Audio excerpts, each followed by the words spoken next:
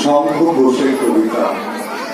বাবু মশাই, সে ছিল একদিন আমাদের যৌবনে কলকাতা, বেঁচেছিলাম বলেই সবার কিনেছিলাম মাথা। আর তাছাড়া ভাই আমরা সবাই জেনেছিলাম হবে নতুন সমাজ চোখের সামনে বিপ্লবে বিপ্লবে যাবে কল্লোলিচা, পাল্টে বিচার করবে নিচু জনে। কিন্তু সেদিন খুব কাছে নয়, জানেন সেটা মনে মিত্র বাবু মশাই বিষয় আশায় বাড়িয়ে যান। তাই মাঝে মধ্যে ভাবেন তাদের নুন আনতে পান, তাই নিত্য